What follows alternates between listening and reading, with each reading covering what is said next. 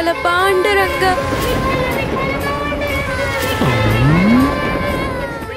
పాండురంగ పాండురంగ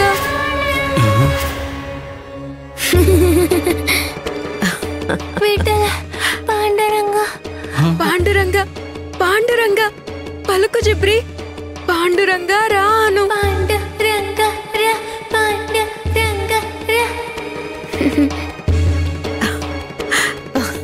రా పాండురంగ రా పాండురంగ అను పాండురంగ రా రా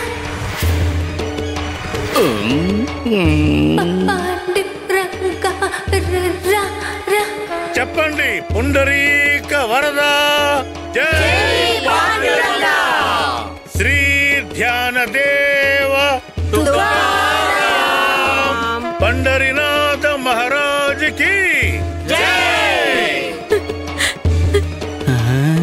ఈ సకు వాడి తెక్క కుదిర్చింది. ఇప్పుడు వాడి మొహం ఎక్కడ పెట్టుకుంటాడు పాపం.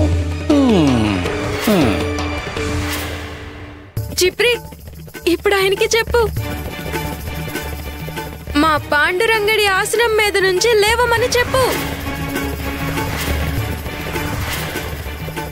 మీరు పాండురంగడి ఆసన మీద నుండి లేవండి.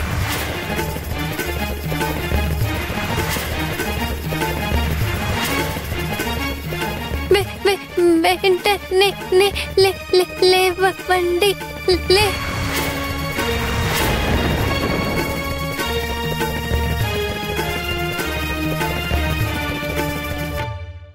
ఇంకా ఇక్కడే ఉన్నావేంటి?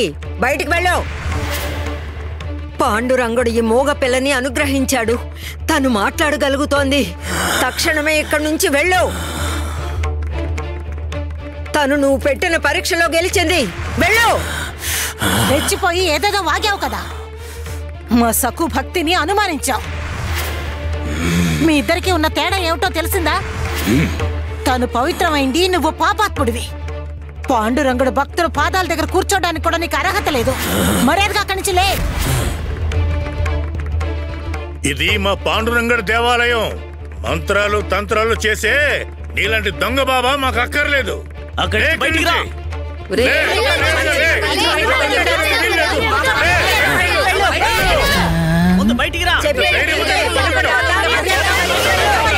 అర్థం కావడం లేదా?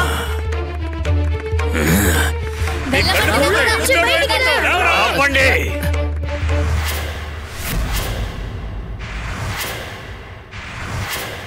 ఈ నాగోజీకి ఓటమి అనేది ఉండదు.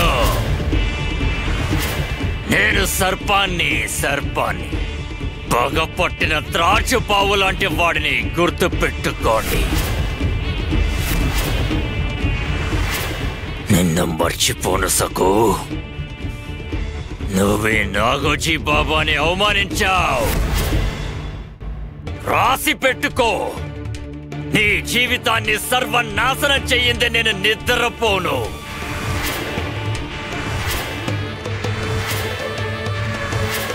నిన్ను నామరూపాలు లేకుండా చేస్తాను.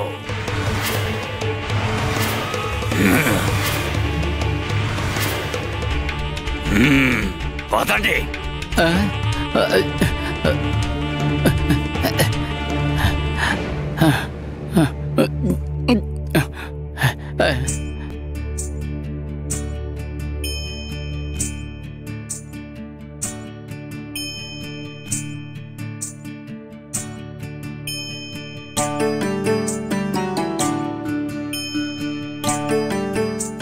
పాండురంగా, నీ భక్తులంటే నీకెంత ప్రేమ. జిబ్రి ఇప్పుడు మాట్లాడగలుగుతుంది. నువ్విక్కడ లేకపోయినా నీ అనుగ్రహం మా మీద ఉంది.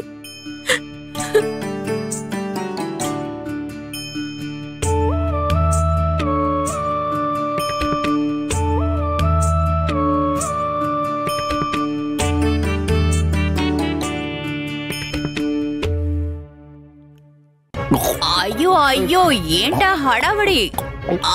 దాముగారు, ఏం జరిగిందో చెప్పండి. వచ్చే రాగానే 2 చెంబుల నీళ్లు కటకటా తాగేశారు.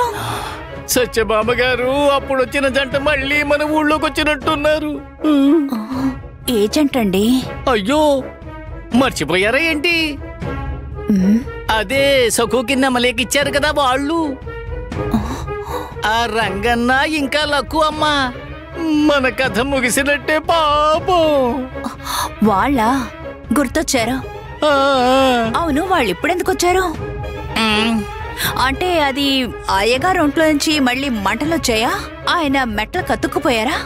అయ్యో ఈసారి అలా కాదు, అయ్యగారు చేయి పట్టుకుపోయింది. ఆయన చెయ్యి నయం చేయడానికి ఒక పెద్ద మాంత్రికుడిని పిలిపించారు. దెయ్యాల్ని భూతాల్ని పిశాచాల్ని ఆయన పట్టుకుంటాడు.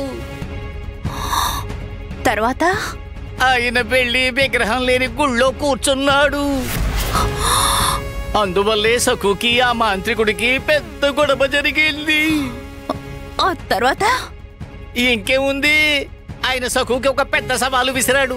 మోగపిల్ల జిప్రీ చేత మాట్లాడించు అన్నాడు. చాచా, అదెలా సాధ్యం అవుతుంది? సక్కు ఏమైనా దేవత మూగ పిల్లకి మాటలు తెప్పించడానికి? మాట్లాడిందండి, ఆ మోగపిల్ల జిప్రీ మాట్లాడింది. సక్కుకెలా సాధ్యమైంది? నా ప్రశ్న కూడా అదేనండి. సఖుకి ఎలా సాధ్యమయ్యింది? అందుకే నాకు అనుమానం వచ్చింది, ఆ మంత్రాలు వేసేజంట తిరిగి వచ్చుంటారని.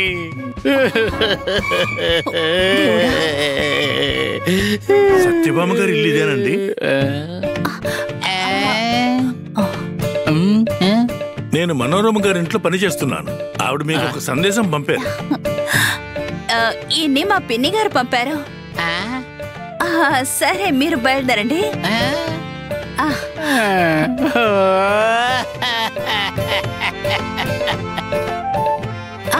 చెప్పండి, ముఖ్యమైన సమాచారం ఏమైనా పంపిందా? మిమ్మల్ని కలవడానికి మనోరమ గారు రేపు ఇక్కడికి వస్తున్నారు. ఓ అలాగా? నిజంగానా?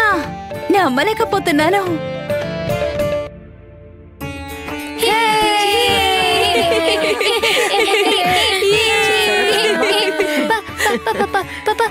పాండు బామ్మగారు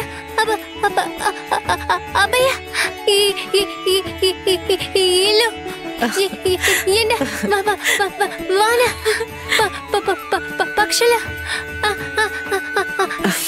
ఆకాశం సూర్యుడు సక్కు